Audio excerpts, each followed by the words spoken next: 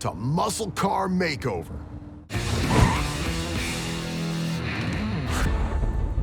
What happens when you take a lost 71 Barracuda and give it one hell of a makeover? You can use it, you can drive it cross country, you can race it, it'll draw attention at a show, perform any way you want it to.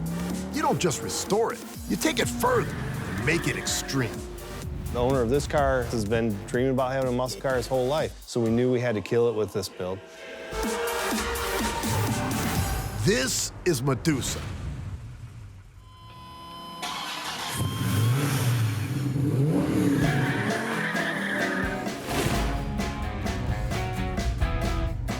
Cars like this really excite me because you're blending the old classic look with the new modern look and modern technology and all the components. It has a very unique look, but it also has the performance and capability to match that.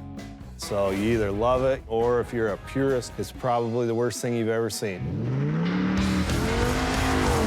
The 71 Plymouth Barracuda was one of the most explosive models to emerge from the Great American Muscle Car Wars. So when Brian and his team were tasked with bringing back to life this lost legend, they went to the extreme, putting in a V10 race power engine and spending over $400,000 on this build.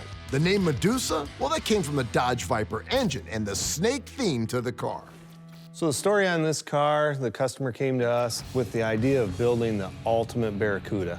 You just had to know somebody that saw one behind somebody's barn. We found the body shell out in Pennsylvania.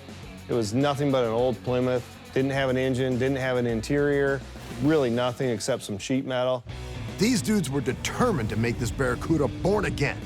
Old cars, classic cars, the problem with them is that you really can't drive them. You know, they don't corner, they don't brake, they really don't accelerate well. But when you take all this new technology, put it in that classic body, then you really have a winner. So from the initial concept, this car took probably 4,000 to 5,000 man-hours. Every inch of the car has been modified.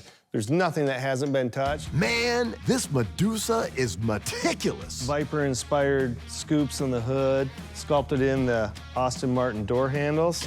The mirrors are custom designed with a built-in LED turn signal. One thing we did keep was the 71 Plymouth Barracuda taillights, a carbon fiber diffuser panel from a Ferrari. We had to keep the Plymouth grille from the 71. That's iconic, but we did have custom HID headlights made. They have built-in LEDs for turn signal. Driving this car has a really unique feel. It has all the power that you would want, but it's very, very refined. The steering in this car is pretty tight. It's got a custom-built rack and pinion steering system, so it's really good on the track.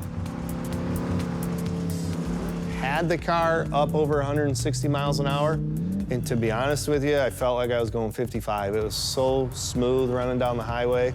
No road noise, no wind noise. This is more like an actual luxury car. It was amazing.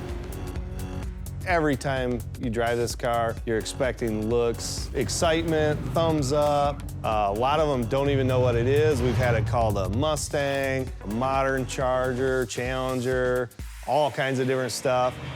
This is the Medusa, and don't forget it.